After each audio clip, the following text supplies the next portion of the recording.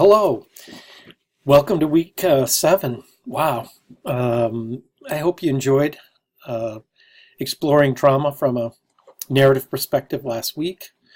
This week we continue that exploration of traumatic things in life as we look at a narrative approach to loss, particularly loss of a loved one.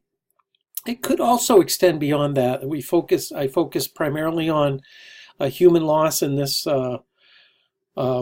week's information and learning activities. However, everything we cover really has application to any kind of loss. So please keep that in mind. It's a broader there's broader application for narrative than loss, human loss, other losses. Sometimes, for example, even if we look at aging, which we're going to move into our final week next week, will be around end of life. When you think about the aging process, for many of us as we age, there are losses. I was a competitive runner, for example, for much of my adult life, and 4 or 5 years ago, I had to give that up because my knees could no longer do that. So that was a big loss, and actually took me a while to adjust to that. And fortunately, I don't have it as badly as I could in that area. I'm still able to hike. I can still climb. So still ski. Yeah. So I'm a lucky fellow in that sense. But that's our focus this week. Looking at narrative and loss. You also will be working on your second video practice assignment and returning to the case of Eve. And we're asking you to take that narrative relationship with Eve to a deeper level, build on what you did in the first session in week 4.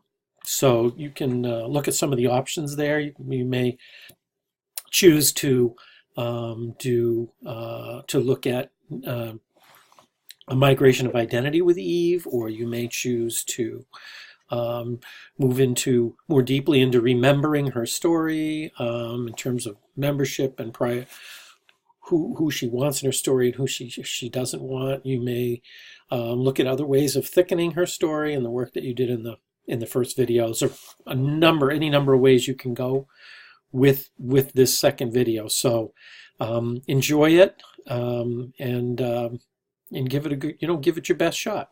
And I'm sure you'll do great. So this week, not too heavy on the reading. Interesting article with Lorraine Hetke, Dancing with Death, around deconstruction and narrative and with death. And there's a video that it might take you a little bit to get through. The life certificate, Mohammed Fariz. It's really, there's really good stuff in there. And I encourage you to watch it. And I honestly, after I saw that video, I began using his life certificate process with a number of folks that I work with, and it's been really well received. So I encourage you to give that a good run. And Jill Friedman will talk with you about working with loss from a narrative perspective. So that's really what's going on this week.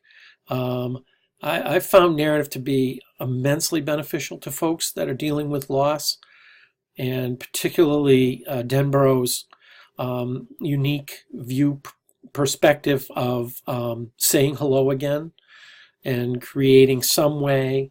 In Western culture, and particularly in U.S. culture, there's, you could argue that in many ways we're a death-defying culture. We're a very youth-oriented culture.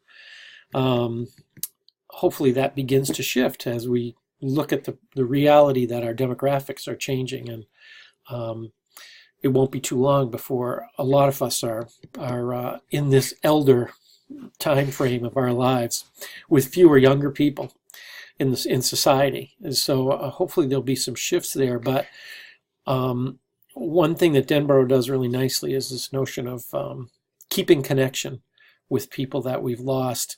And our culture doesn't always encourage that. You know, even the way we do funerals, the open casket for many families, and making it look like the person's still alive, just sleeping, and that we're just, you know, there's some denial around death for many in our culture, versus other cultures which embrace death head on for what it is, and have other ways of grieving and honoring loss and grief. I know for many of us, grief is a lifetime process if you lose somebody that is especially close. And yet there are many folks who would look at that at almost diagnostic, you know, almost like you have a disorder of some kind. Unresolved grief was at one time much higher in the DSM than it is now. It's been softened a lot, which is good.